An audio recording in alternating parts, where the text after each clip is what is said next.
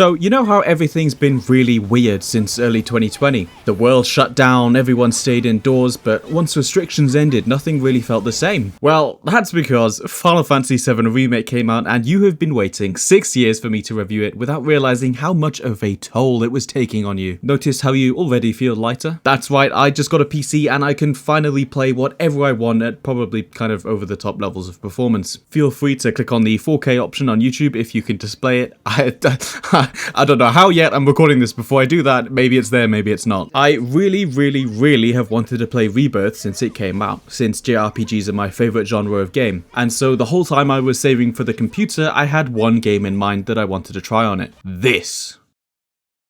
And after playing it, I can tell you it was very worth it, but I'm also a bit confused. For my review videos, I use this scale in the title so that you know what I think and sort of leave a legacy for each game. I use a blanket -1 label, didn't work for me, for all games I feel more negatively about. +1 on the scale is good games, +2 is great games, and then even better than that are the must-play games. This is now the second must-play game I've reviewed. The thing that confuses me is that I initially had Final Fantasy VII Remake down as a didn't work for me game. Certain parts of this game can at times be so unsatisfactory that they're really quite discouraging. The pacing felt horrendous, the character writing was pissing me off, and I was really getting bored of looking at brown rocks and slums for what was a much quieter Act 2. Over time though, once I got through the middle of the game where the issues were at their worst, I actually came around on pretty much every character and started to really love them. The story moments felt more numerous and connective, and the environments felt arresting again, along with several other things I liked and some things I didn't like that we're gonna get onto. I've had strong feelings of love and strong feelings of disdain for this game, but I do know at the heart of it is that now that I've finished the game and gotten through the slow moments that made everything else feel worse, I really quite miss it. A lot, and I really loved Final Fantasy VII Remake. As we start to talk about this game, I want to make one thing pretty clear, and that's that I haven't played the original Final Fantasy VII. My opinions on it are based off how well remade the opening hours of the original game are, which is a small slice of the overall experience. This relationship between knowing that this remake is a full-length 30-hour game based off of the first 5 to 8 hours apparently of the original is quite a complex thing to think about. No, there aren't any huge character arcs or developed villains in this remake, but obviously that didn't happen in the first 5 hours of the original either. What you've constantly got to think about while playing this remake is the success of all its elements combined with the creative decision to slice this story into 3 separate reimagined games. This sometimes hurts the remake, and it also sometimes gives it space to go into a lot of detail that's quite fun. Most elements of this game come back to that one decision, and since I haven't played the original game, I go into this experience only knowing the pacing and the characters and the story and the world of this remake, and not the perhaps tighter experience of the original. I'll say this now though, once I've played Rebirth and the third part of the trilogy comes out, these games will be an infinitely special experience, and I mean that, and I would love to talk about how magnificent this experience is going to be once I've played them all, because that is the distinct impression I get when hearing things about the wonders of Final Fantasy VII Rebirth. I'm going to be judging this first remake for its faults, but after that we also have to look at it with a slightly wider lens, knowing that this game only serves us a small section of this legacy-leaving pie. So a quick heads up, basically a lot of things went wrong with the footage I have for you. For the first 8 or so chapters, the footage was recorded wrong, so it's kind of unusable. And then for a few random chapters after that, the footage I recorded actually corrupted, which is a huge bummer. This includes chapter 16, and I did a whole happy rant about it, and it's toilets, it'll make sense at the end of the video. It sucks, but I don't have footage for that whole thing anymore, which was a big section. So if I'm ever talking about something in this video, but I'm not showing it, chances are the footage I had corrupted. I'm really sorry about that. I put a lot of effort into this review though, so I hope you'll enjoy it anyway. I am one of the biggest JRPG fans you'll ever meet. It is rare that I find any game experience as special as a JRPG. My favourite games of all time are JRPGs, and while there are a lot that I haven't played and definitely need to get round to, I will say that Final Fantasy VII Remake, in my experience, is a delightfully weird JRPG. In a lot of moments, it feels more like an action blockbuster combined with the JRPG. For example, this game has lots of slow walking sections where you follow a character around or you take in a new environment. What it also has is a lot of camera locking, crouching and shimmying and getting through small spaces like some hidden loading screen God of War shit. Stuff straight out of another genre. Sometimes it can actually be annoying. I don't normally get annoyed by that stuff, but there is quite a lot of it in this game. This game also has a lot of sequences that you would never experience in a typical JRPG because none of them have realistic realistic graphics in a city setting like this. It was kind of mind-blowing at times, where walking through suburban area with fully laid out streets and realistic looking houses wouldn't give you a reason to stop in most other games. It really grabbed me in this. I come from a Xenoblade background where the concept of a city is like nirvana. It feels existential and is treated like this mythic thing. If we forget about Xenoblade X existing at all and we think about Xenoblade 2 and the Xenoblade 3 DLC a lot, my point is this modern setting actually made me fall in love with this game quite a lot. It's so unfamiliar to me in my JRPG genre and I feel a particularly strong way towards it. What had me the most wide-mouthed later on in the game, please don't laugh, is the fucking toilets you go to in Shinra headquarters. Let me tell you, I felt like I was walking into a real-life bathroom at some shopping center the way this felt so jarring in my typically high fantasy JRPGs. And if a JRPG ever does have a more urban setting like the original or the Trails games, it never looks as good as this. Like, look at this. It looks so stupid, but in a good way. Cloud Strife is in your public toilets next to H&M. This game had the budget of $12 billion, and the fact that Yalda Bauth decided that this was the game and the setting that would get the Royal Treasury to work with so that we can finally get an urban setting JRPG to look and feel this real is incredible. My point is, if Square remade, say, Final Fantasy X with these graphics, it would be awesome, but Final Fantasy X is not set in a huge industrial city, and we've seen good looking games set in completely different worlds before. Not quite hyper realistic, but you'd get your fill of beautiful JRPG fantasy landscapes from Tales of Arise, the Trails remakes, hell, even Rebirth now, right? But this game, you can go into a realistic looking toilet, climb up to the vents and crawl around, visit a black market night town with a maze-like design, a beautiful old style church, and then also be playing a JRPG. So you get the writing, the story beats, the combat, the progression systems that a typical AAA action game just doesn't have. This is one of the reasons Final Fantasy VII Remake excites me so much, because its environment hasn't been done in my favourite genre before, and it is done to perfection here. I did get a little bit tired of being in the underside because I loved the city moments so much, but that enjoyment was actually significantly hindered by the pacing in these slum chapters, more so than the actual environment down there, which is just as impressive as the rest of the game. Midgar was unreal to be in for me, especially that chapter 6 location, which we will get onto later in the video. Final Fantasy VII Remake does suffer at some points from its padding. This padding is probably necessary since they didn't have enough story beats from the original to fill 30 hours. Again, this felt annoying at the time, but it's worse in some moments than others. The first 7 chapters of this game were alright. Enough story moments happen to where the bloat doesn't feel crazy, and I really enjoyed that chapter 4 in the middle, which had a lot of cool sequences and environments along with a generally nice vibe. In some of the game's chapters, you sort of get released into the town you're in partway through to do some side quests, which for the most part aren't mandatory, but you do feel some pressure to get a lot of them done. I suppose like any other JRPG. None of these side quests are incredible, mostly just fetch quests and bounty missions, which again is just like any other JRPG. And I don't mind them too much despite not being incredible additions to the gameplay. You wouldn't get an excessive amount of side quests, but it would take you some time to get a few of them done, which really add to the time in between exciting story moments. Now, I only found this to be a problem in conjunction with the completely dry chapters 8 and 9. These things do have some story elements, sure, but they tell this very slow story that bridges the 2 acts of the game that have the real meat in them. They are necessary to drive the plot forward, but I also found them vastly less interesting. In both chapters 8 and 9, you also have side quest sections, which felt frustrating, especially because a lot of the sections are forced and I had to go run around a lot and do these other things while I waited for main story events to take place that weren't nearly as fun as the ones I'd just come off the back of up to this point. In chapter 8, you have this moment where you have to wait for Aerith to do something while you just potter about, and the same thing happens in chapter 9. These aren't bad design choices, and it would probably work if it wasn't for how slow these chapters felt regardless of that.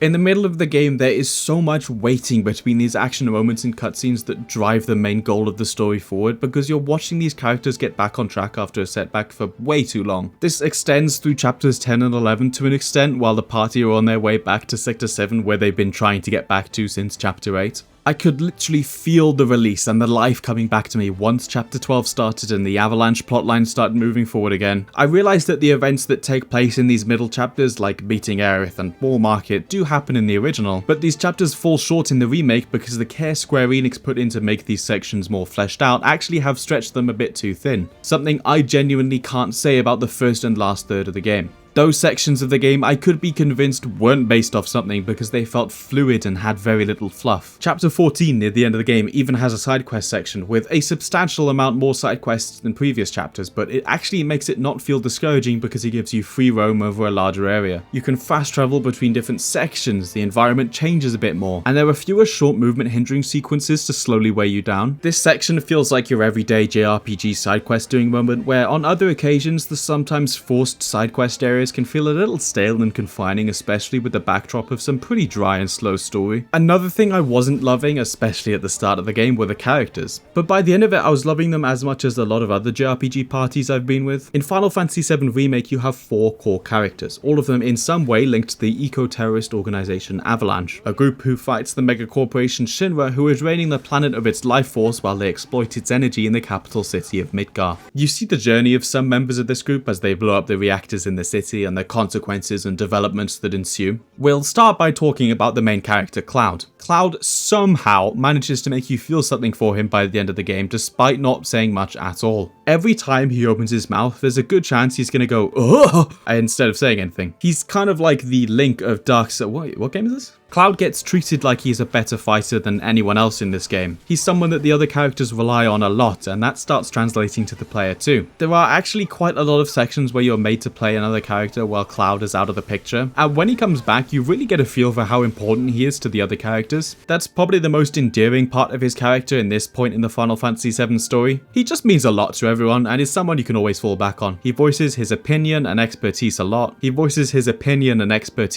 which is also fun to watch. I like him as a protagonist because you get to see what everyone else thinks of him and how they care about him, which is more than I can say for other experiences I've had where the protagonist is just a friendly person who picks up people along the way. Cloud doesn't show his side of the relationships he has, even saying it's hard for him to open up. And I find this way of doing a main character interesting. It's like looking from the outside in. You play as him but don't really feel things from his perspective, and you get a lot of that from the other characters. I'm quite looking forward to seeing where his character goes. Barrett is one of the most likable characters I've ever played alongside. He has so much life in him, from his passion towards the cause of Avalanche to his almost mentor-like approach to explaining what he thinks to the other characters, really building a nice foundation for his personality.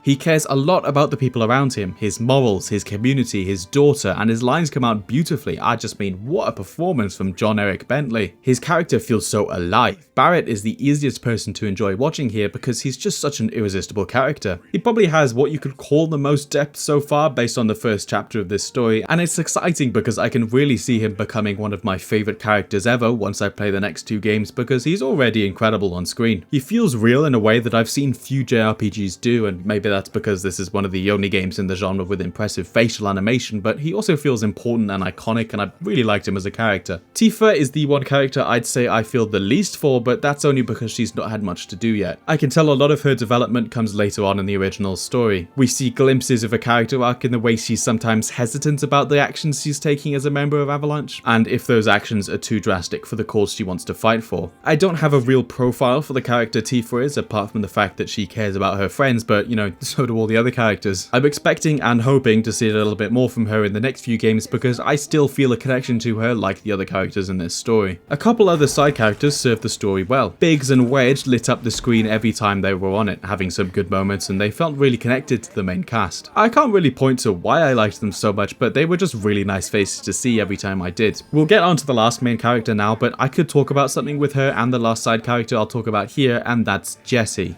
Now, I'm sure for a lot of people, getting to see Biggs, Wedge and Jessie with more lines and more personality in this remake was a great thing and probably something they looked forward to a lot. However, as much as I found Jessie likable on the whole, I think Square Enix absolutely brutalized her as a character in this game. Jessie is absolutely over the top flirty and honestly kind of gropey sometimes. I swear every time Jessie was on screen, she was laying it all over Cloud, and at the start of the game, Cloud barely says anything. It's not until later that he becomes a little bit less guarded. So for the first few chapters where most of Jessie's presence is, you have a ton of these scenes where she's making flirty remarks or pushing herself onto Cloud, and it just feels so forced and awkward because Cloud gives nothing back. I get that Biggs and Wedge don't have these crazy personalities or much depth at all, but I still really enjoyed them as members of the team. Whereas the only role Jessie played here was to have this one-sided creepy attachment to Cloud. She grabs him a lot and even slaps Wedge's bare naked ass too, which was just a weird direction to take the character. Square have absolutely done Jessie a disservice because both Biggs and Wedge have some cool scenes and they both have these moments where you know how much they mean to the party. Jessie feels like an absolute throwaway who gets less personality and just gets forced into this flirt machine role. What makes it worse is that over the first few chapters, the game's at least trying to build Jessie up as this new character we get to fully experience in the remake. But because of the original story and the remake's new structure, Jessie is absent from the story for an obscene amount of time. And the emotion building up from getting to see these small glimpses of a character outside of her flirtiness like we see when we go to her house, all that emotion gets lost because it's betrayed by the original structure and trying to adapt it. And when we do finally see Jessie again, she dies immediately. Like poof, gone. You don't even really chat again. You just find her dying and you get a small chat with her before she passes away. And it's annoying because for a large part of the story, the last main character, Aerith, is functionally the same as Jessie. She's over the top and doesn't stop making these unreciprocated teasers towards Cloud. The thing is though, is that Aerith actually changes throughout the story. She has a lot of presence and I really liked the person she became and the person we really got to see in the end. Jessie just gets done over and I think that's really disappointing. Now, Aerith does initially lean into that, oh, Cloud's so awesome, let's all make out with him attitude that some of the women unfortunately have in this game. I want to show you the most egregious example of this from someone else before I properly dive into Aerith as a character, because this one scene in the middle of the game, right where I was getting tired of the game, pissed me off all the way to Mars. So picture this. As Cloud, you've been traveling with Aerith and just Aerith for the middle section of this game. You properly meet for the first time, go through her hometown, and then get roped into a couple hours of some dry events in the walled city night market town so that you can save Tifa from the man in charge here, because she ended up going here. It's a whole thing. Anyway, you find Tifa and she meets Aerith for the first time. They seem pretty friendly, but you know there are more important things going on than hitting up some small talk and getting to know each other. It's not long until shit hits the fan and the three of these characters end up waking up in the sewers. Now here, Cloud wakes up first and then the game gives you the option of either waking up Tifa or Aerith. I chose to wake up Tifa first because I was not enjoying how Aerith was being written up until this point. So I wake up Tifa, she seems panicked and says that they need to go back to the Sector 7 slums where they're from. Fine. She then looks over at Aerith on the ground and says she doesn't want to drag her into this. Presumably because she's just met her and there's some pretty mental enemy making stuff going on. All of this is fair, good stuff Tifa. She then asks how Cloud and Aerith know each other. Cloud says that they saved each other a couple times and then Tifa, all-timer Tifa, without knowing who Aerith is, anything about her, without seeing her dynamic with Cloud, without seeing them together at all, asks if there's anything going on between them. As one of the first things she says in this situation.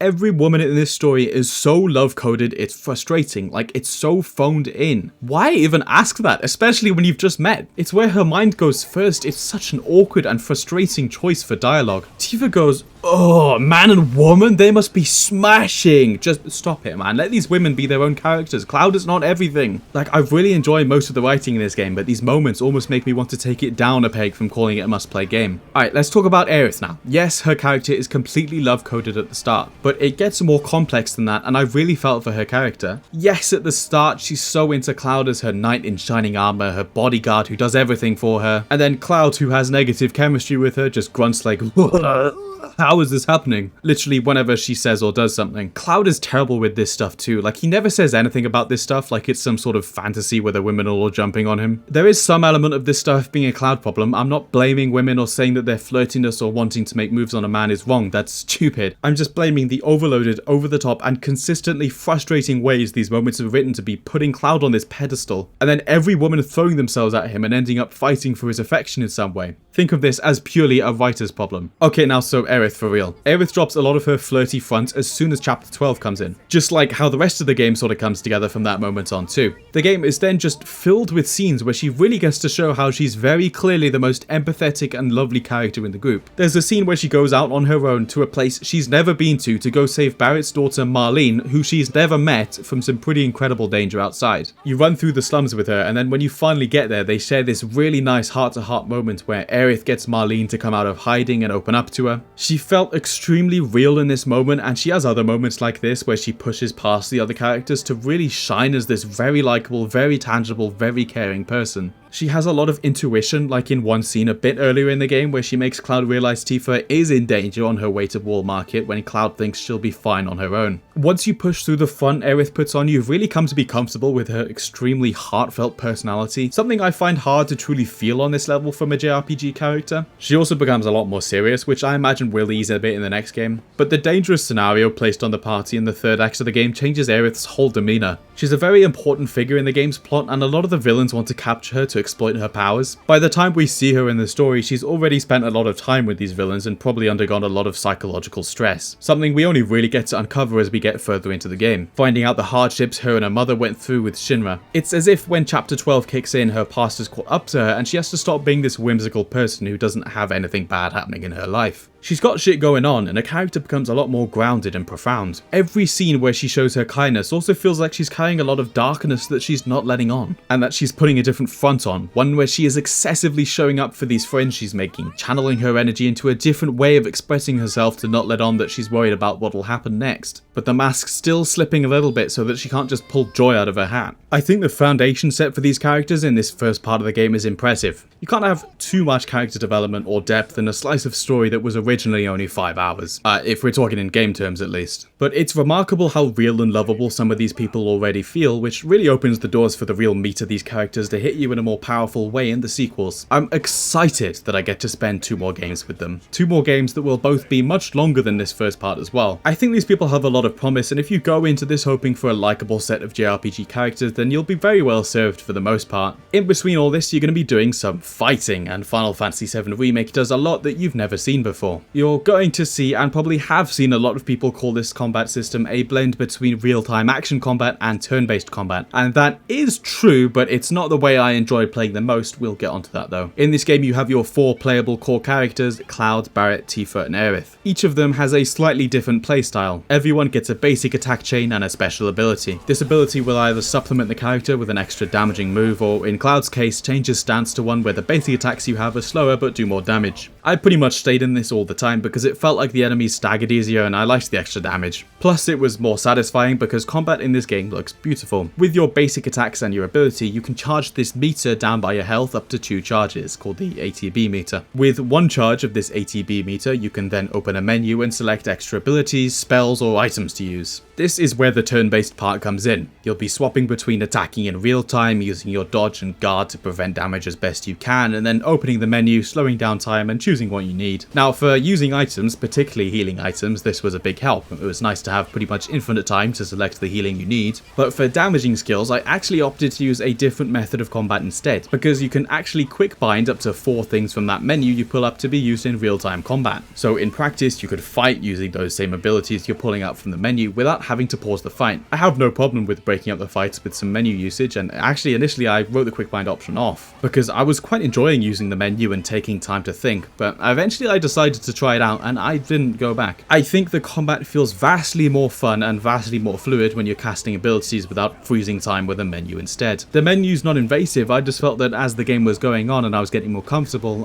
comboing things just felt a bit of a chore. I would recommend you play like this instead without the menu if you enjoy action combat, but if you like playing a hybrid game, the menu works well too. I would still use it to heal and think a bit, but I mostly didn't use it after a while. What Final Fantasy VII Remake does its best in the combat though is actually its strategy when it comes to commanding characters. Like a turn-based game, you sort of have control over everyone at the same time. At the push of a button, you can actually open another character's menu if they have enough of their bar charged, and make them use an ability or a limit break or a summon, or use them to heal someone else. This was mostly how I used the menu and the turn-based aspect of the combat. The flow of combat is really quite fun when you're micromanaging everyone's skill use and healing, playing and even fully swapping to other characters when the need arises. It's really great stuff. You get to use these managing skills a lot more when you're in boss fights, which often have a unique strategy you probably should exploit to take them down. So you'll be swapping between character and pulling up everyone's skills to take them down while controlling your own character of choice with some real-time attacks and dodges. The picture of that might sound overwhelming, but the game's combat only evolves like that if you evolve with it. You only play to a level you're comfortable with, and only some bosses later on really require that you manage your party members like that. You also have to swap between them a lot because the story puts you in the shoes of different people quite a few times, forcing you to get comfortable with each of them if you hadn't really tried them already. RPG, which I think is a nice add. It makes each character feel more important and less thrown to the side outside of story moments, which a few JRPGs can fall prey to, I think. I preferred using Cloud and Tifa for their melee kit instead of the range of Barret and Aerith. Playing them was okay, but to be honest, and this was especially a problem with Aerith because she's not that defensive, but the minute I would swap to Aerith and attack the enemy once, they would immediately lose aggro on whoever I was hitting them with before and come to attack Aerith, which was a bigger problem with bosses because the minute I swapped over to her to get some healing in because she had this useful party-wide healing skill, the boss would immediately beeline to me and put me in a very difficult situation to get out of. And in this game, once a snowball of low health teammates and dying starts, it can be very difficult to stop. I've really got to put it up for Cloud and Tifa though. Cloud is probably the most satisfying sword fighter I've ever controlled. He feels lightweight and powerful, and his slices through the air and the enemies felt incredibly satisfying. He's really fun to control. My favourite character was probably Tifa though, because she has some insanely fun combo strings to pull off. Her whole kit revolves around this power level she can bump up with an ability, and that shit powers up very fast. So you'll be sitting at max level a lot of the time, and the higher level you are, the more basic attacks there are in her string. And all her abilities string together too, so you'll be doing this massive 8-hit punch combo and then transitioning into a flying kick. And by that point the enemy is definitely dead because she does so much damage, but then you go hit some more into a barrel roll and then heal yourself with this one ability. God, she's so fun. Really one of my favourite JRPG combat kits. The whole combat system flows really nicely and molds to how you want to play it, and it encourages use of everyone's kits like I've rarely seen in this genre. I mean the action genre anyway, especially done as well as this. One thing I do want to touch on as well are the sort of progression systems and itemization, and I think there's enough here for a 30-hour playthrough. After your fight you gain SP, which might be familiar to you with these sorts of games where you can then go and spend it to upgrade abilities. In this game's case you actually kind of upgrade the stats and quirks of each weapon you have. Each character has 5 or so, and they all sort of lean into a different direction. That means each character can kind of go for any build they want. You'll have your high power attack focused weapon in either physical damage or magic damage for Aerith, a weapon for mixed attacking and one for the other damage type, along with a couple other ones that might do cool things like how Barret has a few weapons that can turn him into a melee character instead of a shooty character. You upgrade the capabilities of these weapons separately and it's a fun enough system. You also have the well-known materia system which lets you equip orbs to each character, which most of the time gives them access to new spells or synergistic opportunities like infusing a weapon with an elemental damage type.